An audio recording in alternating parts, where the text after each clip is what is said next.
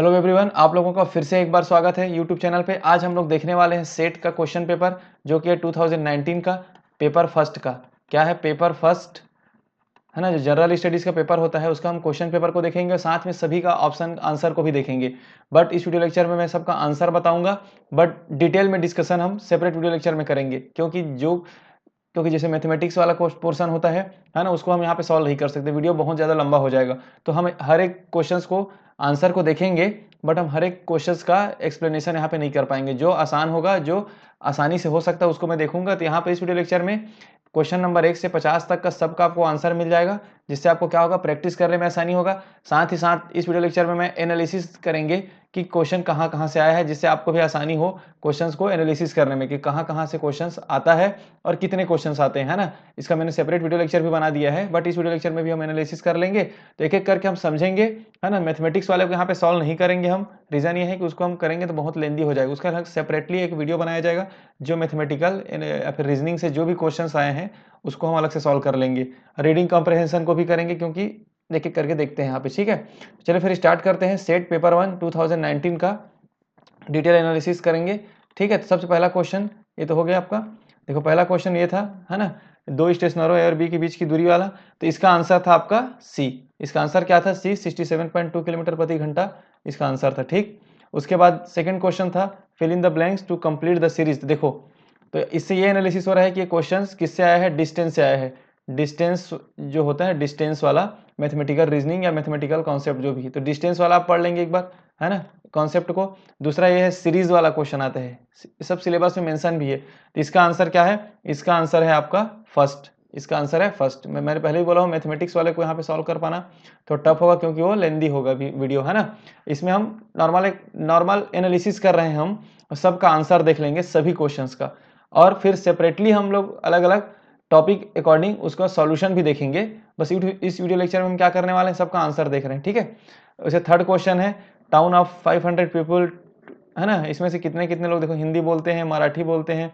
इस टाइप के क्वेश्चन भी आपसे आसानी से बन जाएगा अगर आप अच्छे से एनालिसिस करके हैं। तो इसका आंसर क्या लिया था, सेट 321 को लिया था, ठीक। अभी ये जो भी मैं मॉडल आंसर आपको बता रहा हूँ यहाँ पर, ये सेट 2019 का ऑफिशियली है ना, मतलब सीजी व्यापम के द्वारा ऑफिशियली लिया गया मॉडल आंसर है, जो फाइनल मॉडल आंसर रिजल्ट आने के टाइम एक फाइनल आंसर आता है ना, तो फाइनल मॉडल आंसर आता है, उसके पे दावा आपत्ति लगता है, फिर उसके बाद क्या किया जाता है, फाइनल आंसर रिलीज किया जाता है। तो ये फाइनल आंसर है, ठीक है।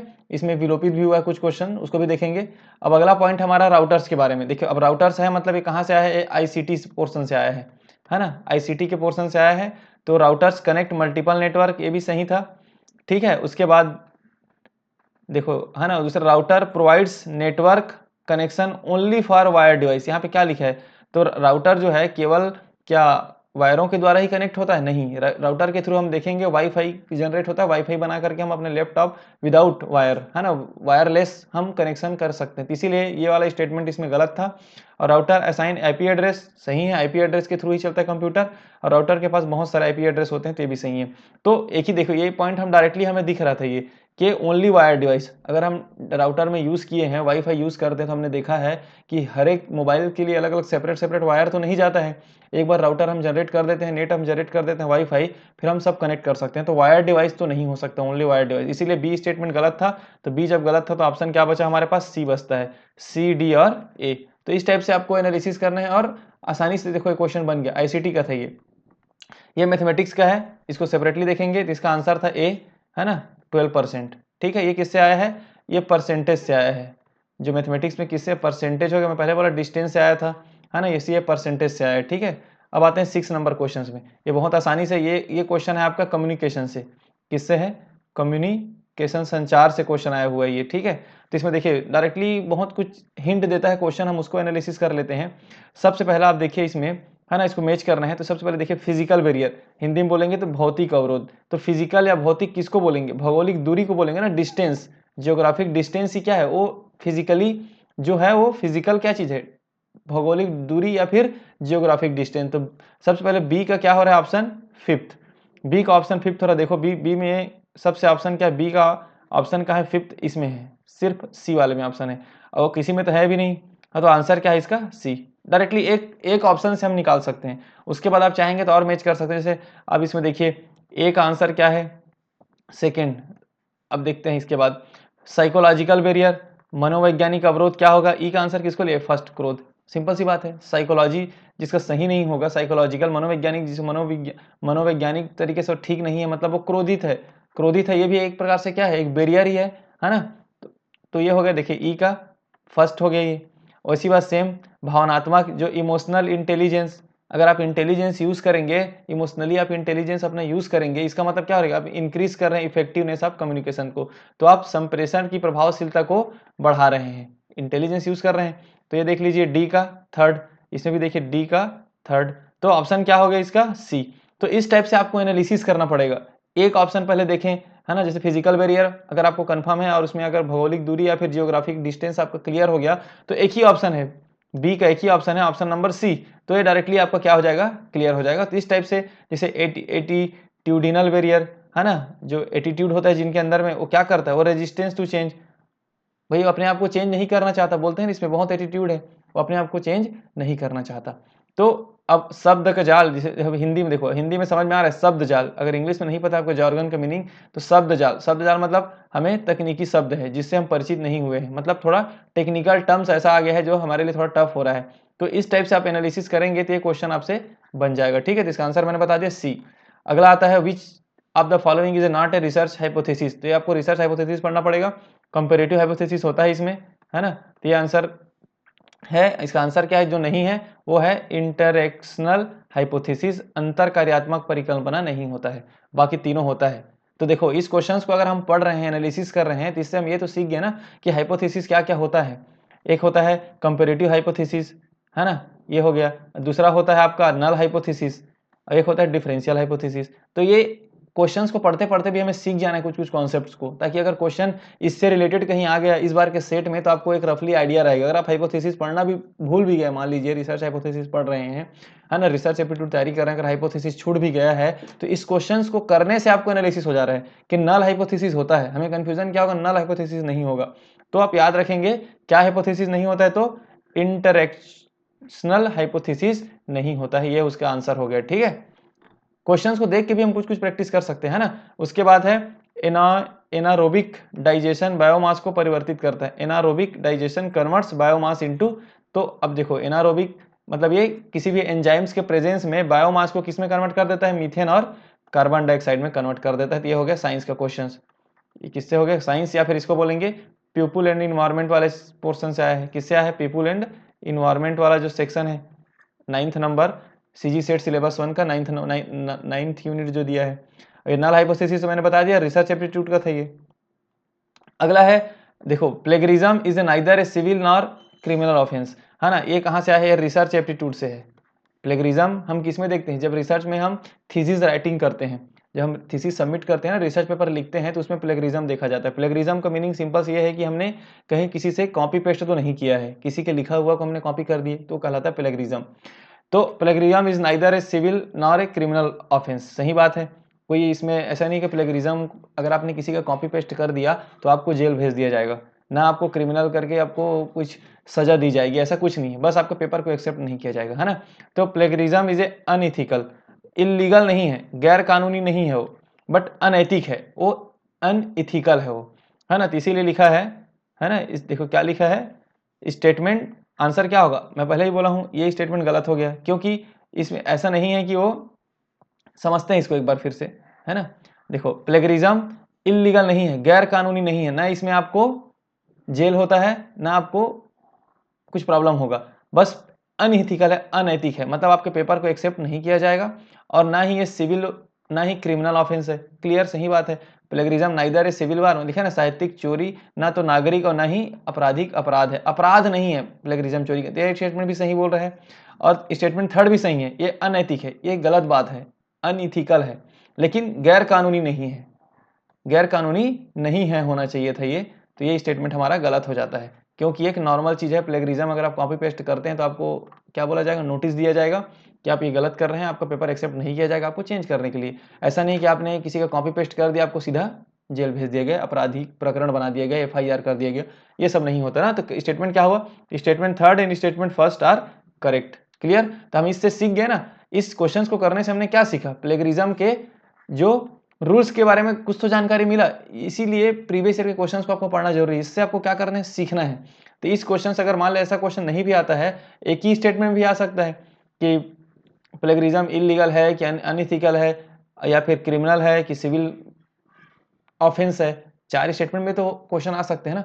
तो इस टाइप से आप प्रीवियस ईयर क्वेश्चंस को एनालिसिस करते हैं ना, तो सिर्फ आंसर को मत देखिए, उसके ऑप्शंस को भी गौर करें और सीखें क्या क्या चीजें इसमें हैं, क्या क्या चीजें नहीं है। ठीक है, अगला आता है which of this can not be put into non experimental research. अब सिंपल सी बात है, एक्सपेरिमेंटल रिसर्च हम बोल रहे हैं मतलब कम से कम लैब वाला वर्क होना चाहिए, है ना। नॉन एक्सपेरिमेंटल मतलब हम जो घूम के सर्वे करते हैं, जो जाके वहां पर डिस्कशन करके जो डाटा बनाते हैं वो होता है। एक्सपेरिमेंटल मतलब थोड़ा लैब वर्क हो जाए या फिर एक्सपेरिमेंट वाला पोर्शन आ जाए, तब ये कहलाता है एक्सपेरिमेंटल। तो नॉन एक्सपेरिमेंटल हमें निकालना है, कैन नॉट बी पुट। अब देखो क्या लिखा, which of this can not be put, इसमें से किसको हम नॉन एक्सपेरिमेंटल में नहीं डाल सकते, इनमें से किसको अप्रायोगिक अनुसंधान में नहीं डाला जा सकता।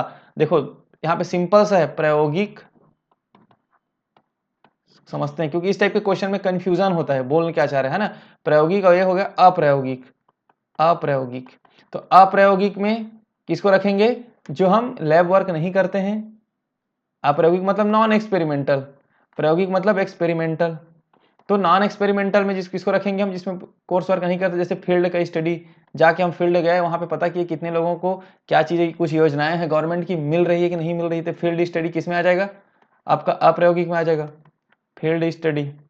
दूसरा है फील्ड में जाकर के, क्षेत्र में जाकर के जो प्रयोग करते हैं, ये किस में आ जाएगा, ये भी इसमें आ जाएगा। इस चीज को याद रखेंगे, एक्सपेरिमेंट लिख दिया इसका मतलब ये नहीं है कि वो एक्सपेरिमेंटल में आ जाएगा, ये फील्ड स्टडी है, क्षेत्र का प्रयोग है जाकर के वहां पे। दूसरे बात है सर्वे करना, सर्वे करना भी किस में आ जाएगा, वो भी एक अप्रायोगिक है, जाकर के हम करते हैं सर्वे। लेकिन केस का स्टडी करना, केस स्टडी करना, ये पूरा स्टडी हो रहा है, घटना का अध्ययन हो रहा है। देखो घटना का अध्ययन हो रहा है, तो ये क्या हो जाता है, ये एक्सपेरिमेंटल में आ जाता है। किस में आ जाता है, एक्सपेरिमेंटल, प्रायोगिक में आ जाता है केस स्टडी। केस स्टडी किस में आता है, प्रायोगिक में आ जाता है, क्योंकि हम केस पे फोकस कर रहे हैं, घटना का अध्ययन कर रहे हैं वहां पे, ये सब नॉर्मल है ना। तो इसमें से ऑप्शन क्या आएगा, सी ऑप्शन आएगा, जिसको हम किस में नहीं रख सकते, हम इसको अप्रायोगिक में नहीं रख सकते, यही पूछा है। तो केस स्टडीज का क्या हो जाएगा, आंसर हो जाएगा। तो थोड़ा बहुत आपको जब पढ़ेंगे, आप रिसर्च एप्टीट्यूड जब पढ़ेंगे, तो आपको थोड़ा बहुत कॉन्सेप्चुअली आपको और क्लियर हो जाएगा ये चीजें, है ना। केस स्टडी, सर्वे करना, फील्ड एक्सपेरिमेंट करना, फील्ड पे स्टडी करना, ये सब चीजें क्या है, थोड़ा बहुत आपको क्लियर होते जाएगा। रिसर्च एप्टीट्यूड से था क्वेश्चन। अगला है विच of the following is not the level of teaching, ये किससे आया है, टीचिंग एप्टीट्यूड से आया है क्वेश्चन, है ना। ये इसमें इसका आंसर है कंपेरेटिव लेवल। जब आप लेवल ऑफ टीचिंग पढ़ेंगे, वहां पर आप अलग अलग लेवल्स देखते हैं, उसमें कंपेरेटिव लेवल नहीं होता है, ठीक है। अगला अच्छा, विच of the following is a incorrect sequence, इसमें कौन सा सीक्वेंस नहीं है, तो ये भी किससे है, टीचिंग एप्टीट्यूड से है। टीचिंग एप्टीट्यूड में क्या होना चाहिए, सीक्वेंस। देखिए सीक्वेंस सबसे पहले क्या होता है, इनकरेक्ट सीक्वेंस पूछा है ना, which one of the following is a incorrect, sorry incorrect नहीं, करेक्ट है, ये कंफ्यूजन हो रहा है, ठीक है। विच of the following is in, देखो हिंदी में देखो उसका मीनिंग, निम्न में से कौन सा क्रम सही क्रम है, ये है। लेकिन अगर आप, एक बार मैं इसको क्लियर करता हूं, आपको कंफ्यूजन, ये मिस्टेक हम करते हैं, उसको हम क्लियर करते हैं। Which one of the following is in correct sequence, अगर हम इनकरेक्ट एक साथ पढ़ दिए, इनकरेक्ट अगर एक साथ पढ़ देंगे, तो हम इसमें कंफ्यूजन हो जाएगा हमें। इस जब क्वेश्चन क्या, विच of the following is in correct sequence, is in correct sequence, यही स्टेटमेंट होता है जिसको हम पढ़ने में मिस्टेक करते हैं। तो इसको हम क्या करेंगे, जब ऐसा क्वेश्चन कुछ कंफ्यूजन हो, तो हिंदी इंग्लिश दोनों को देखेंगे। इसमें साफ साफ लिखा है, निम्न में से कौन सा क्रम सही क्रम है, इसमें देखो क्लियर दिख रहा है। तो हिंदी इंग्लिश दोनों को थोड़ा बहुत एनालिसिस कर लेंगे, जब कभी कंफ्यूजन होगा। वैसे भी देखो हाईलाइट करके दिया है, करेक्ट स्टेटमेंट निकालना है, क्वेश्चन पेपर में भी हाईलाइट किया रहता है, तो इसमें भी कंफ्यूज नहीं होना है। तो इसका स्टेटमेंट क्या है, सब करेक्ट स्टेटमेंट है। पहले सबसे पहले देखो, नॉलेज होना चाहिए, कंप्रहेंशन होना चाहिए, बोध होना, ज्ञान होना चाहिए, फिर बोध होना चाहिए, फिर उसका हम क्या करते हैं, एप्लीकेशन को देखते हैं, फिर उसका एनालिसिस देखते हैं, फिर उसमें सिंथेसिस करते हैं, और फिर उसके क्या करते हैं, हम उसका मूल्यांकन करते हैं। तो ये वाला चीज को आप याद रखेंगे। इसका आंसर भी आप हमने क्या लिया था, बी को लिया था, ये टीचिंग एप्टीट्यूड से था, ठीक है। अब ये प्रश्न संख्या 13 से लेकर 17 तक का ये है डाटा इंटरप्रिटेशन से, किससे है, डाटा इंटरप्रिटेशन से है। मैं जो बोला था ना 13 से लेकर 17, 13 आपको 14, 15, 16 और 17, टोटल कितने क्वेश्चन? 5 क्वेश्चन है। इसका मैंने अलग से एक वीडियो लेक्चर भी अपलोड किया हूँ डाटा इंटरप्रिटेशन का, आप उसको देख सकते हैं। इसका मैं डायरेक्टली आंसर बता देता हूँ कि आपको करना क्या होता है, डाटा को पढ़ना है, उसके बेस पे अलग अलग क्वेश्चन आप सॉल्व करते जाना है। तो पहला आंसर है क्यू, मतलब बी आंसर है 13 का। 14 का आंसर है आपका आर, ठीक। 15 का आंसर है आपका आर। 16 का आंसर है बी, 16 और 18। और 17 को विलोपित किया गया है, 17 को फाइनल आंसर में विलोपित किया गया, क्योंकि इसका आंसर क्यू और एस, शायद 2 आंसर आ रहा था इसमें, मैंने सॉल्व किया था इसको, तो 2 आंसर आ रहा था, इसलिए इस क्वेश्चन को क्या कर दिया गया है, विलोपित कर दिया गया है, ठीक है। तो इसको हम अलग से देखे थे। ये तो विजुअली देखो, ये होता है only for visibly impaired candidate के लिए, केवल दृष्टिबाधितों के लिए है अलग से ये, है ना, 13 से लेकर 17 तक का, तो इसको हम सॉल्व नहीं करेंगे। उसके बाद हम देखते हैं किसका 17 से लेकर के 17 तक हो गया ना, 18 से हमारा मेन है, ठीक है। अब आते हैं हमारे पास same, the foundation of all scientific research, किससे है ये, रिसर्च एप्टीट्यूड से है। जो भी साइंटिफिक रिसर्च का मेन फाउंडेशन क्या होता है, अगर आपको रिसर्च पेपर लिखना है तो आपका मेन फाउंडेशन क्या होगा, सबसे पहले आप क्या करेंगे, कॉन्सेप्ट्स को समझेंगे, तब जाकर के आप डिजाइन करेंगे रिसर्च को, तब जाकर, अब देखो यहाँ पे साफ साफ लिखा है, राइटिंग कब करोगे, आंसर नहीं है ना ये। आप इसमें देखिए, राइटिंग कब करोगे, जब आप समझ जाओगे तब तो राइटिंग करोगे। तो सबसे पहले फाउंडेशन क्या होना चाहिए, डिजाइन भी कब करोगे, जब समझ जाओगे तभी डिजाइन करोगे। हाइपोथेसिस कब करोगे, जब आप कुछ एज्यूम कब करोगे, कल्पनाएं कब करोगे, जब समझोगे। तो सबसे पहला बेसिक क्या हुआ, हम उसको पहले परिभाषित तो करें, हम जो बनाना चाह रहे हैं उसको समझें, तो डिफाइनिंग कॉन्सेप्ट को, तब तो जाकर के हम क्या करेंगे, आगे हम रिसर्च करेंगे, साइंटिफिक रिसर्च कर पाएंगे। तो आंसर क्या होगा, फाउंडेशन क्या हुआ उसका, सबसे वैज्ञानिक अनुसंधानों का आधार क्या हुआ, डिफाइनिंग कॉन्सेप्ट, परिभाषित करना, ठीक है। रिसर्च एप्टीट्यूड से था, बहुत आसान क्वेश्चन। ये क्वेश्चन देखिए बहुत आसान है, रीड द फॉलोइंग स्टेटमेंट, हमें स्टेटमेंट को रीड करना है और हमें एक सोचना है इसमें, नॉर्मल अगर हम सोचेंगे तो भी हम बना लेंगे, है ना। देखिए, teaching is a social act, ये सामाजिक क्रिया है, या फिर teaching is a personal act, एक व्यक्तिगत क्रिया है, समझें इसको, है ना। उसके बाद देखें, learning is a social act और learning is a personal act. अब देखो यहाँ पर अधिगम, अगर अधिगम वर्ड को पढ़ेंगे हमें हमें तो लगेगा बहुत बड़ा वर्ड है ये, लेकिन यहीं पर लर्निंग वर्ड को पढ़ रहे हैं हमें तो बहुत आसान लग रहा है, क्योंकि वर्ड को हम यूज करते हैं, लर्न वर्ड को यूज करते हैं, सीखने को यूज करते हैं, लेकिन यहाँ पे क्या दिया है, अधिगम दिया है। तो इसीलिए मैं बार बार बोल रहा हूँ कि हिंदी और इंग्लिश दोनों को आप थोड़ा देख लें, अगर जब कभी भी डाउट हो रहा है। जैसे अधिगम एक सामाजिक अगर क्रिया है बोले, तो अधिगम वर्ड को समझने में थोड़ा लग रहा है कि क्या चीज़ है ये, लेकिन अगर इसी का इंग्लिश में अगर देख रहे हैं तो क्या है, लर्निंग, जिसको हमें आता है, चीज़ें हम जानते हैं। तो जब कभी भी आपको ऐसा कन्फ्यूजन होगा, इसीलिए क्वेश्चन पेपर में अगल बगल में लिखा रहता है दोनों, हिंदी और इंग्लिश, ताकि आपको कंफ्यूजन हो तो आप देख सके इंग्लिश हिंदी को, ठीक है।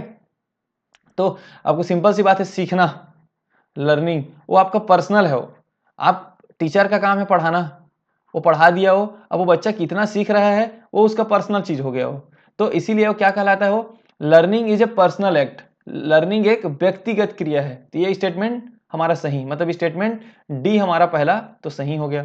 जब लर्निंग पर्सनल है लेकिन टीचिंग, पढ़ाना, पढ़ाना आप पर्सनली किसी को नहीं पढ़ाओगे, टीचिंग एक सामाजिक क्रिया में आ जाएगी, वो सोशल एक्ट में आ जाएगा, क्योंकि वो टीचर अगर तुमको बनाया जा रहा है तो ऐसा नहीं है कि एक बच्चे के लिए बनाया जा रहा है पर्सनली तुम, या फिर टीचर आपको बनाया जा रहा है इसका मतलब ये नहीं है कि वो आपके पर्सनल आपके बेनिफिट्स के लिए बनाया जा रहा है, वो समाज के लिए बनाया जा रहा था कि समाज उसको सीखे, आप पढ़ाएंगे उसके बेस पे आप, चाहे टीचिंग हो चाहे असिस्टेंट प्रोफेसर हो, वो एक सामाजिक प्रक्रिया हो गई ना। तो इसलिए स्टेटमेंट ए भी सही है और स्टेटमेंट डी भी सही है। तो ए और डी किसमें सही है, आंसर नंबर सेकंड, तो बी इसका ऑप्शन हो जाएगा। देखो ये क्वेश्चन को अगर नहीं भी हम पढ़ के जाते हैं फिर भी क्वेश्चन हमसे बन जाना चाहिए था, क्योंकि है ही ऐसा क्वेश्चन ये, है ना, क्योंकि सिंपल से इसमें सोशल एक्ट, पर्सनल एक्ट, तो आपको बहुत आसान है। नेक्स्ट क्वेश्चन पे चलते हैं, क्वेश्चन नंबर 20, है ना। बहुत थोड़ी स्पीड में मैं वीडियो लेक्चर को बना रहा हूँ क्योंकि बहुत लेंदी हो जाएगी ये। अब देखिए स्टेटमेंट हम पढ़ते हैं इसमें, है ना। अब देखिए क्या लिखा है इसमें, अभिकथन ए और तर्क आर पर विचार कीजिए और फिर नीचे दिए गए कूटों में से सही कूट का पहचान कीजिए। तो ऐसा वाला क्वेश्चन आता है कथन वाला, है ना। एक क्वेश्चन दिया जाएगा और उसका रीजन दिया जाएगा कि इस जो स्टेटमेंट हम बोल रहे हैं, जैसे इसमें हिंदी में बोलूं मैं, तो शिक्षण प्रभावशीलता को विशेष संदर्भों में परिभाषित किया जाना चाहिए। तो क्या इसको, इसका तर्क जो है वो सही डिफाइन कर पा रहा है कि नहीं पा रहा है। तो इस टाइप के क्वेश्चंस भी आएंगे, तो इसको आसानी से आपको समझना है। एक पहले स्टेटमेंट को पढ़ लेना है, उसके बाद आपको रीजन को पढ़ना है, और आप ये मान के चलिए कि आपको इस चीज को एक्सप्लेन करने के लिए रीजन दिया गया, आप ज्यादा अपना एक्स्ट्रा दिमाग ना लगाएं इस टाइप के क्वेश्चंस में, है ना। तो इसमें क्या लिखा गया, teaching effectiveness should be defined in specific context. तो effective teachers should have good command over their subject. तो प्रभावकारी शिक्षकों को अपने विषय पर अच्छा अधिकार प्राप्त होना चाहिए। इसमें क्या लिखा है देखिए, आंसर ये है B, both A and R true. सही बात है, इफेक्टिव टीचिंग को हमें डिफाइन तो करना पड़ेगा और साथ में जो टीचर हैं उसको अपने विषय पे तो कमांड होना चाहिए, दोनों सही है।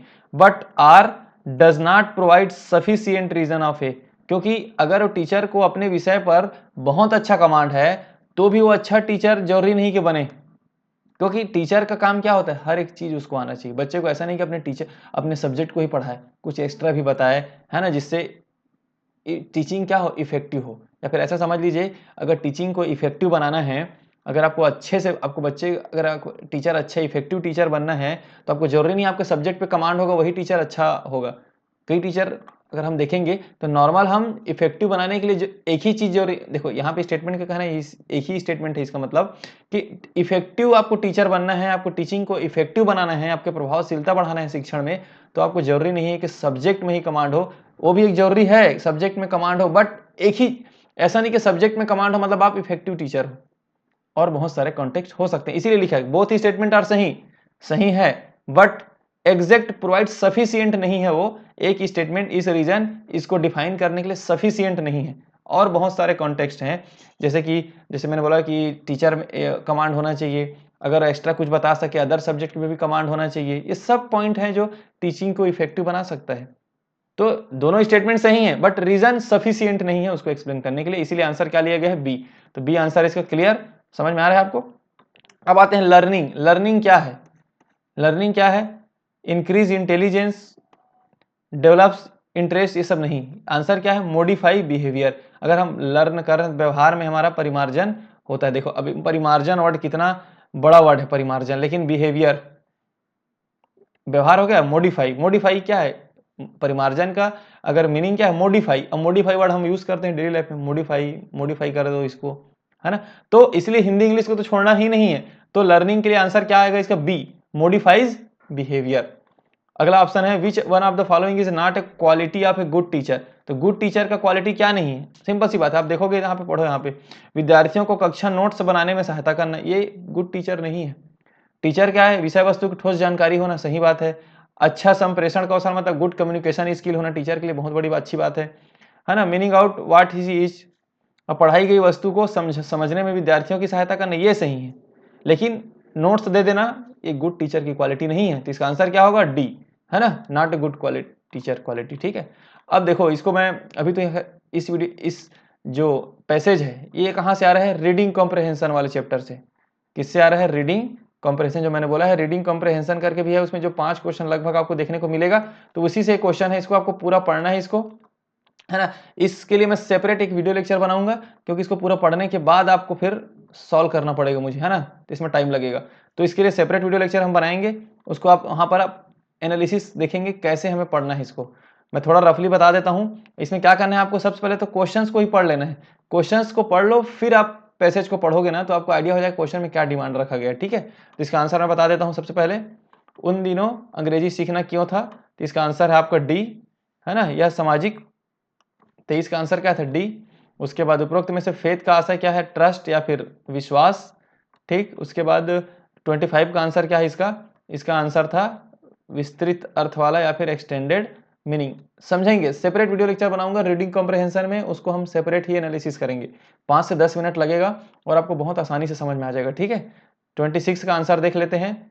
उनके अनुसार परीक्षा प्रणाली उचित एवं विश्वसनीय नहीं था, इस आंसर हो गया 6। ठीक है, ये हो गया हमारा 26। अब आते हैं 27। 27 भी पैसेज से रिलेटेड है, तो इसका आंसर होगा फर्स्ट और सेकंड। क्लियर। अब आते हैं 28, ये आ गया आपका हायर एजुकेशन सिस्टम से, हायर एजुकेशन सिस्टम से क्वेश्चन है। ठीक है, अब देखिए इसमें, match the following in respect of schemes. तो इस वीडियो लेक्चर को देखो, मतलब इस क्वेश्चंस को देखने से हमें इस चारों चीज के बारे में जानकारी होना चाहिए, है ना, तभी हम जान पाएंगे। जैसे NPTEL, one stop education portal, अगर एनपीटीएल में आप देखे होंगे, यूट्यूब में सर्च करते हैं एनपीटीएल तो बहुत सारे वीडियो लेक्चर्स आता है इसमें। तो अगर बी का फर्स्ट है, देखिए बी का 1 मिनट, आंसर क्या लिया है, थर्ड।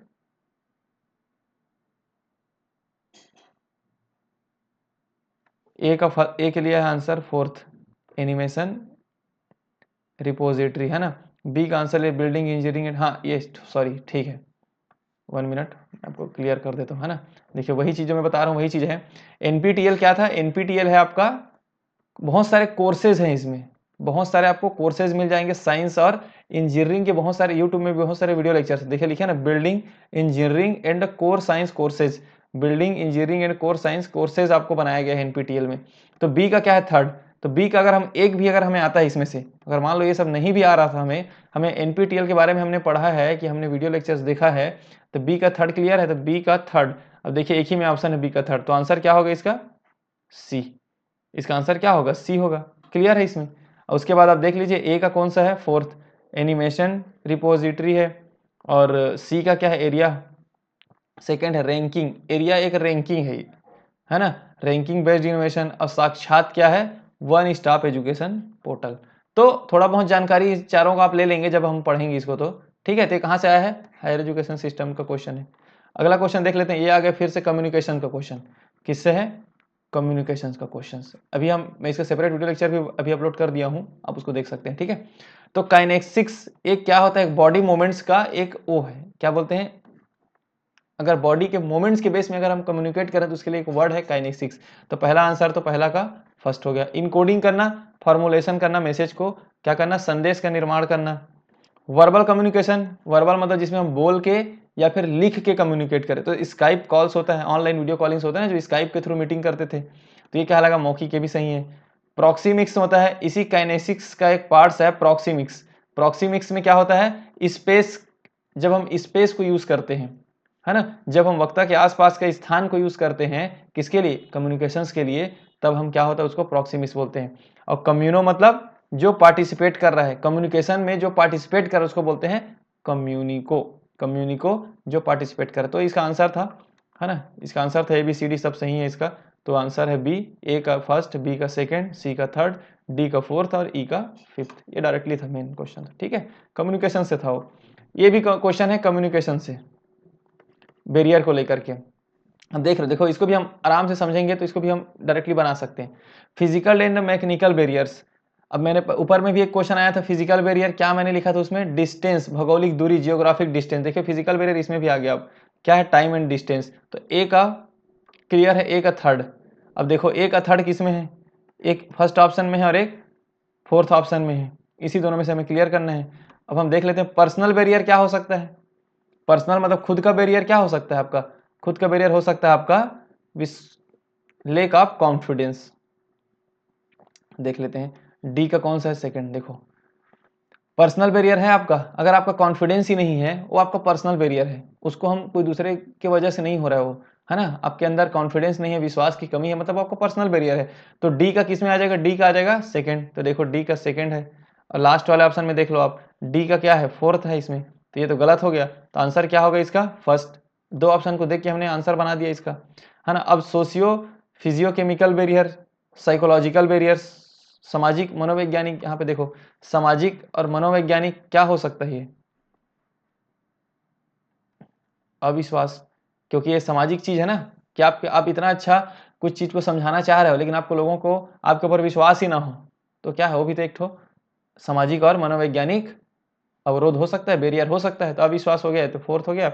और सेमेटिक बैरियर्स मतलब जार्गन्स, शब्दार्थ विज्ञान अवरोध, मैं पहले भी पढ़ा जार्गन्स का। देखो अगर हम इसी क्वेश्चंस को मैंने ऊपर में बताया था, जार्गन्स का मीनिंग भी दिया है।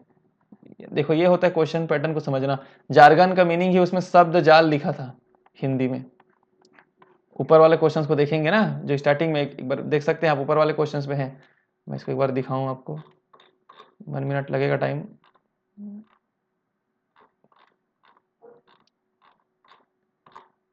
उसमें स्पेशली उसको शब्द जाल वर्ड यूज किया गया और उसी को यहाँ पर आपको एक्सप्लेन किया।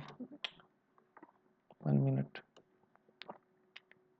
थोड़ा देखते हैं इसको ताकि आपको कंफ्यूजन नहीं होना। कुछ कुछ चीज़ें ऐसा होता है जो हमें क्वेश्चन में दिया रहता है। देखो यहाँ पर ये है आपका जार्गन्स, ये है जार्गन्स, इसका मीनिंग क्या है, शब्द जाल, क्वेश्चन पेपर में ही दिया है। अब देखते हैं हमारा जो मेन क्वेश्चन जो हम सॉल्व करना चाह रहे हैं उसको, है ना, उस क्वेश्चन को देखेंगे तो आपको देखना हमें मतलब क्वेश्चन पेपर में हिंट मिला हुआ है जिसको हम आराम से बना सकते हैं, दो दो क्वेश्चन एक ही वर्ड से। कभी कभी होता यह है कि क्वेश्चन में ही हमें 2-3 क्वेश्चन हमें मिल जाते हैं सॉल्व करना, है ना। ये यहाँ तक हो गया, हम कहाँ पहुँच गए थे यहाँ, ठीक है। अब देखो यहाँ पर जार्गन्स मतलब अगर शब्द जाल हमें पता रहता, शब्द जाल तो ये क्या है, देखिए इसमें मिल रहा है शब्दार्थ विज्ञान अवरोध। शब्द का जाल हो गया मतलब शब्द के बारे में हमें विज्ञान नहीं है, मतलब नॉलेज नहीं है, इसे बोलते हैं सेमेंटिक बैरियर्स। तो ये क्वेश्चंस में ही दिया है, ठीक है, जिसका आंसर क्या होगा ए। अब आते हैं हमारे पास which of the following abbreviation are correct, इसमें से कौन कौन सा फुल फॉर्म करेक्ट था। तो देखो इसको विलोपित किया गया, इस क्वेश्चन को, इस क्वेश्चन को फाइनल आंसर में विलोपित किया गया है। क्यों विलोपित किया गया है कि बता रहा हूं मैं, ये GUI का मीनिंग होता है ग्राफिकल, ये ग्राफिक नहीं होता, क्या होता है, ग्राफिकल यूजर इंटरफेस, इसलिए इसको यहाँ पे गलत हो गया माना इसको। ISP में इंटरनेट सर्विस प्रोवाइडर सही था, GIGO में गार्बेज इन गार्बेज आउट भी सही था, VPN में वर्चुअल पर्सनल नेटवर्क लिखा है, जबकि ये क्या है, वर्चुअल प्राइवेट नेटवर्क है। तो हाँ, 2 ऑप्शन गलत है, ए और डी, लेकिन ऐसा कुछ है नहीं, इसमें 3-3 ऑप्शन को सही दे दिया है, इसीलिए इस क्वेश्चन को विलोपित कर दिया गया। तो इससे हम क्या सीखे, हमने 4 फुल फॉर्म भी देख लिया, graphical user interface, internet service provider, garbage in garbage out और वर्चुअल प्राइवेट नेटवर्क है ये, ठीक है। तो हमने इस क्वेश्चन पेपर से सीख गए, तो इसका आंसर विलोपित लिया गया, बता दिया रीजन। अब देख लेते हैं अगला, विच of the following is not a characteristic of communication, communication का कौन सा चीज एक विशेषता नहीं है, कैरेक्टरिस्टिक नहीं है। तो सिंपल सी बात है, कम्युनिकेशन दोनों तरफ से होना चाहिए, बोलते हैं ना, कुछ तुम बोलोगे कुछ सामने वाला भी बोलेगा, ये सही है। It is A flow a linear, बस आप ही बोलते रहो सामने वाला सुनता रहे, ये कम्युनिकेशन का कैरेक्टरिस्टिक नहीं है, विशेषता नहीं है। तो ये आंसर हो जाएगा बी। और क्या हो सकता है, it involves information sharing and understanding, तो सिंपल सी बात है, इसमें सूचना साझा करने और समझ शामिल रहता है, सही बात है। व्यवसाय और गैर व्यवसाय संगठनों में एक सतत प्रक्रिया है, तो it is a continuous process in business and non business organisation, सही बात है, बिजनेस और नॉन बिजनेस में भी चलते रहता है प्रोसेस, है ना।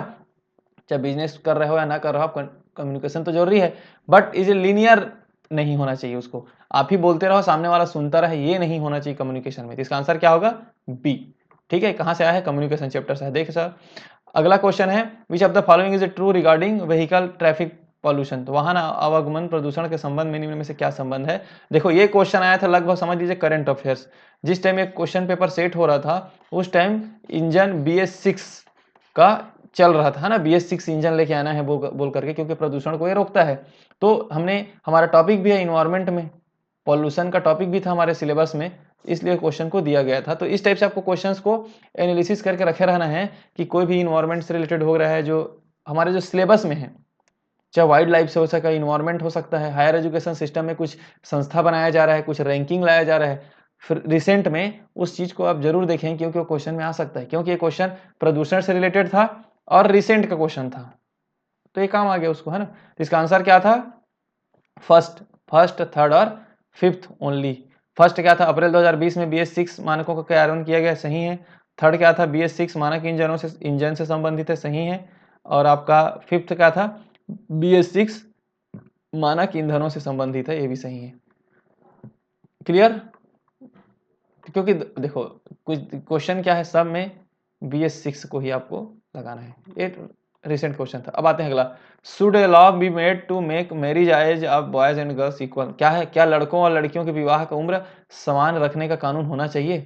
तो हाँ, तर्क क्या है इसका, हाँ लड़का लड़की समाज में बराबर है, और दूसरा लड़की शारीरिक रूप से लड़कों से पहले परिपक्व हो जाती है। तो हमारे स्टेटमेंट में ही क्लियर दिख रहा है कि only one argument is strong. इसमें अगर हम लड़कों और लड़कियों का एज को, है ना, विवाह करने का सेम रखेंगे, तो इसके पीछे रीजन क्या है, क्योंकि आज समाज में लड़के और लड़कियां बराबर हो गई हैं, इसलिए इस टाइप की स्टेटमेंट आए तो थोड़ा अपना सामाजिक जो जागरूकता है उसके बेस पे आप आंसर बनाएंगे। आंसर है 35 को देख लेते हैं, which is the correct statement, team communication should be more informal and sometimes formal. अब देखते हैं इसमें, दल संप्रेषण, देखो दल संप्रेषण वर्ड कितना बड़ा है, टीम कम्युनिकेशन बहुत आसान वर्ड, अधिकतर अनौपचारिक और कभी कभी औपचारिक होता है।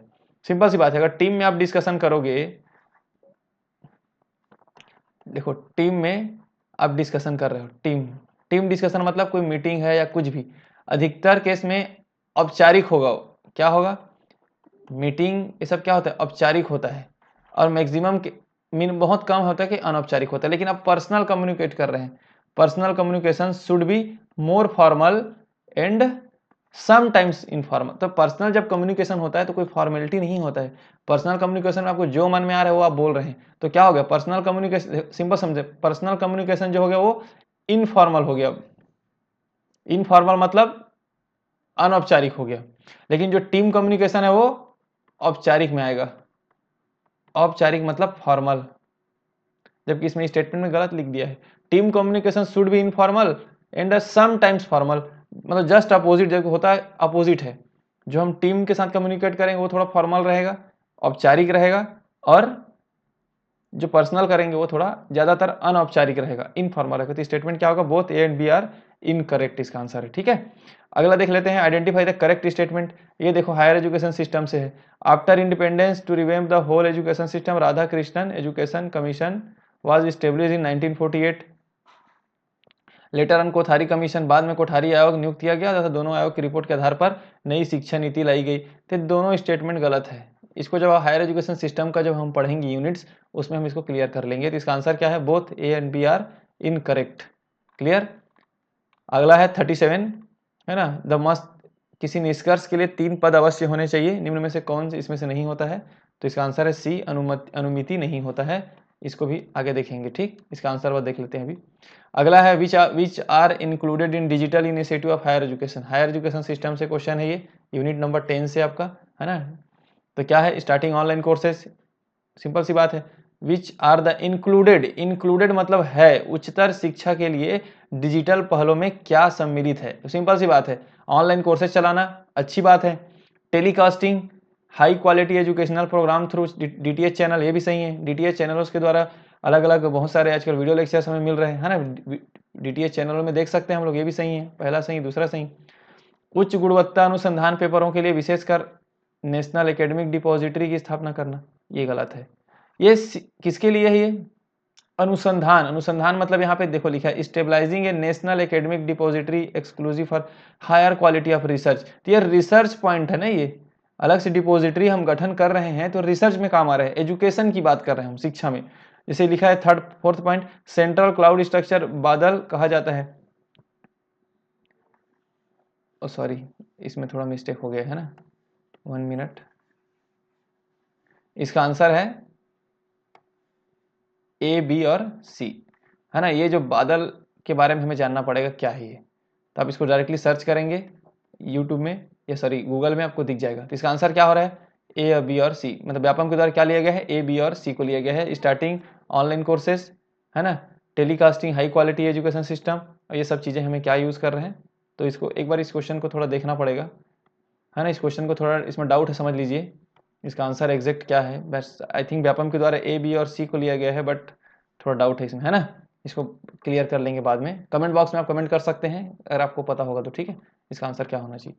अगला देख लेते हैं, description of environment, description of environment as it exist in nature. तो प्रकृति में उपस्थित पर्यावरण का वर्णन क्या है, तो इन्वायरमेंटल इन्वेंटिंग, क्या हो, पर्यावरणीय इन्वेंट होते रहा, क्योंकि पर्यावरण में उपस्थित जो पर्यावरण है, प्रकृति में उपस्थित जो पर्यावरण है, हमेशा इनोवेशन, उसमें इनोवेशन हो रहा है, हमेशा वो आगे बढ़ रहा है, कुछ नया चीज हमें देखने को मिल रहा है। तो इसका आंसर है ए। बायोडाइवर्सिटी कंजर्वेशन डजंट इंक्लूड, तो बायोडाइवर्सिटी जैव विविधता में क्या सम्मिलित नहीं है, सब क्या है, इन्वायरमेंट से है ना। ये ऊपर वाला क्वेश्चन भी देखिए, ये भी क्या था, इन्वायरमेंट से था। तो क्या है, हमें जेनेटिक डाइवर्सिटी करना है, स्पेसीज को करना है, इको तंत्र की विविधता को मेंटेन करना है। लेकिन क्लोनिंग, क्लोनिंग क्या हो जाता है, ये आर्टिफिशियल, आर्टिफिशियल मतलब लोगों के द्वारा, प्रकृति के द्वारा नहीं है ये क्लोनिंग बनाना, किसी के एक पर्सन का दूसरे पर्सन में क्लोन करना या क्लोन बनाना, ये सब आर्टिफिशियल होने की वजह से ये ऑप्शन नहीं होना चाहिए। जैव विविधता में इसको हमें संरक्षण नहीं करना है, क्लोन को नहीं करना है हमें, ठीक है। अगला है इफ ए सर्टेन लैंग्वेज, ये मैथमेटिक्स का है, इसका आंसर है ए।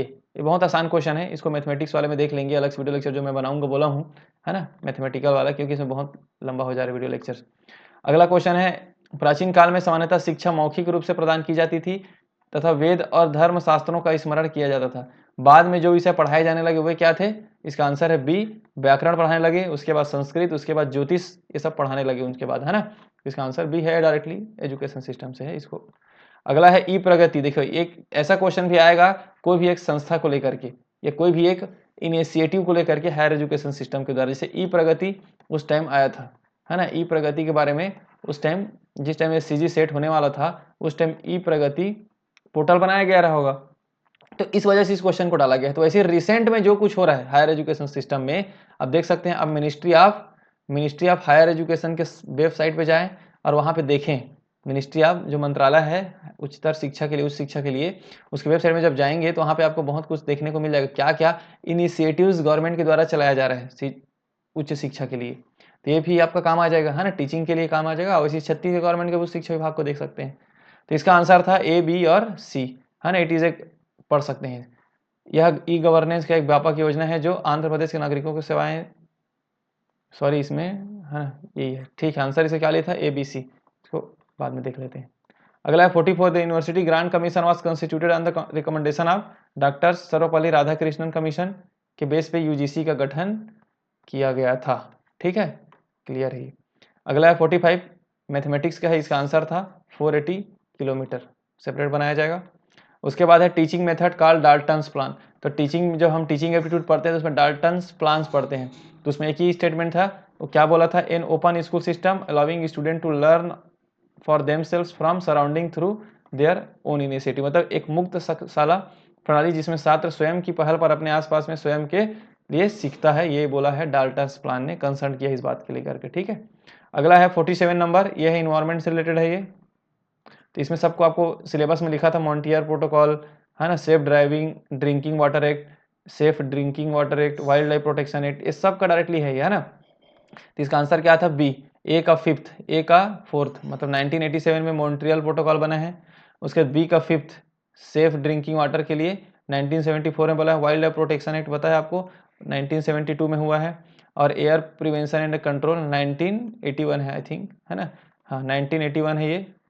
और आपका जो कन्वेंशन ऑफ बायोडाइवर्सिटी कितना है, 1993 में है। ठीक, तो ये हो गया, आपको डायरेक्टली इसको याद रखना पड़ेगा और सब एक एक करके। तो इस वीडियो लेक्चर, इस क्वेश्चन से आप क्या करें, इस सब के बारे में पढ़ लें थोड़ा थोड़ा, मॉनिटर प्रोटोकॉल को पढ़ लें, है ना, वाइल्ड लाइफ प्रोटेक्शन एक्ट को पढ़ लें, air prevention and control pollution act को पढ़ लें, और कन्वेंशन ऑफ बायोडाइवर्सिटी इसको भी पढ़ लें। तो ये सब चीज़ों से प्रीवियस क्वेश्चन को देखने से हमें यही ध्यान में रखना है कि हमें क्या क्या चीज़ हमें पढ़ लेना चाहिए। इसीलिए प्रीवियस के क्वेश्चन जितना आप सॉल्व करते जाएंगे ना, हमको बहुत सारी चीज़ें ऐसे पता चल जाएंगी जिसको हम सॉल्व करते करते हम पढ़ लेंगे और वही हमारे लिए तैयारी हो जाता है। 48 नंबर को देख लेते हैं। इसका आंसर ये तर्क के आधार पे वाला है ना, तर्क दिया है, ये सब चीज़ हम पढ़ सकते हैं इसको।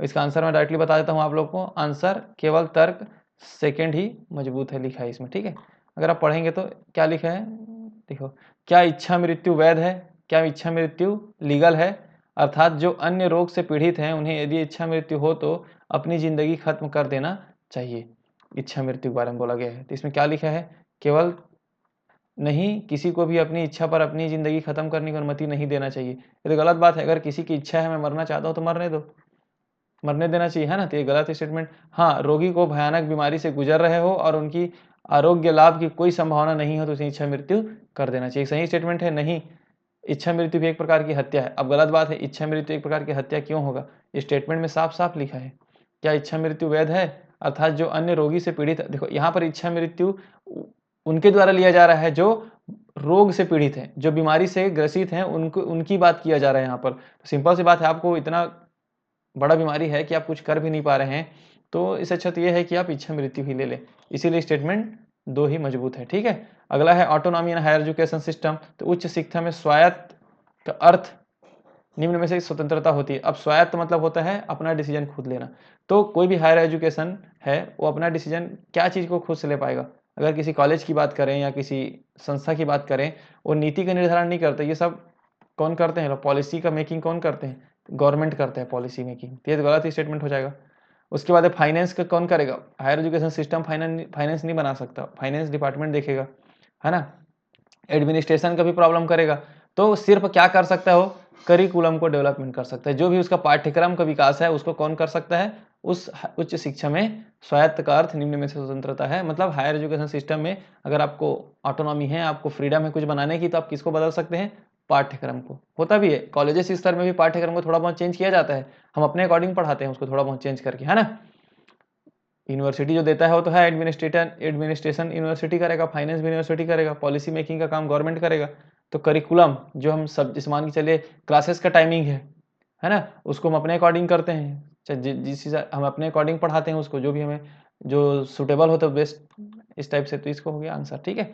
अगला है स्टेटमेंट आप किसके बारे में है, 3 कार्य योजनाएं हैं, देखो परमाणु ऊर्जा, मतलब ये भी इन्वायरमेंट है, ऊर्जा से रिलेटेड है। इसका आंसर है B, only second and third follow, केवल क्या है, सुरक्षा के लिए हमें गैर परमाणु ऊर्जा प्रणाली का विकास करना चाहिए। सही बात है भाई, सुरक्षा करने के लिए सुरक्षा करना है, इसका मतलब ये नहीं कि हम उसमें परमाणु ऊर्जा के लिए हम न्यूक्लियर पावर प्लांट बना दें या न्यूक्लियर एनर्जी जनरेट कर दें, क्योंकि तो खतरा है ना देश के लिए। तो हमें कुछ उसके लिए ऑप्शन ढूंढना चाहिए और परमाणु शक्ति को निवारक के रूप में रखना चाहिए। और हमें परमाणु शक्ति को कैसे करना चाहिए, nuclear should be kept as a deterrent, बस उसको हमें एक सेफ जोन के लिए रखना चाहिए, उसको और अदर कहीं यूज नहीं करना चाहिए। तो ये हो गया आंसर सेकंड और थर्ड। ये हो गया 50 क्वेश्चन, सबका आंसर मैंने बता दिया है। इस वीडियो लेक्चर को बनाने का सिर्फ एक ही मोटिव था कि आपको क्वेश्चन का पैटर्न पता चल गया और साथ ही साथ उसका आंसर भी पता चल गया, है ना। इससे क्या होता है, आप जब क्वेश्चन पेपर देखेंगे और सॉल्व करेंगे तो आपको आइडिया मिलेगा, और कुछ कुछ चीज़ें होती है जो हम नहीं पढ़े रहते हैं उस क्वेश्चन पेपर से आपको दिखेगा। मैं सेपरेटली वीडियो लेक्चर बनाऊंगा किसके लिए, मैथमेटिक्स के लिए, जिसमें मैथमेटिकल क्वेश्चन को सॉल्व कर दूंगा, और एक रीडिंग कंप्रहेंशन का। रीडिंग कंप्रहेंशन में हम क्या करेंगे, 3-4 क्वेश्चंस लेंगे रीडिंग कंप्रहेंशन का, उसको प्रैक्टिस करेंगे। तो उससे क्या होगा, आपको रीडिंग कंप्रहेंशन को कैसे सॉल्व करना रहता है पैसेज को पढ़ करके, ये भी अनसीन पैसेज वाली बात है ना, पैसेज को पढ़ करके हमें कैसा हमें उसको बनाना रहता है, ये भी आपको आइडिया मिल जाएगा। उम्मीद करता हूँ वीडियो आपको अच्छा लगा होगा, अपने दोस्तों में शेयर कर दीजिए। इसके बाद मैं सीजी सेट 2018 के क्वेश्चन पेपर को भी सॉल्व करूंगा। अगर आप लोग कमेंट बॉक्स में कमेंट करते हैं कि 18 का पेपर चाहिए कि नहीं चाहिए, सीजी सेट 2018 का पेपर को इस टाइप के एनालिसिस चाहिए, तो कमेंट बॉक्स में कमेंट करिए, उसके बाद मैं उसके नेक्स्ट वीडियो लेक्चर में आपको बना दूंगा, ठीक है। टेलीग्राम ग्रुप में ज्वाइन हो जाइए, लिंक डिस्क्रिप्शन बॉक्स में मिला हुआ है ना। तो आप देखें उसको, ठीक है। मिलते हैं नेक्स्ट वीडियो लेक्चर में, तब तक के लिए थैंक यू।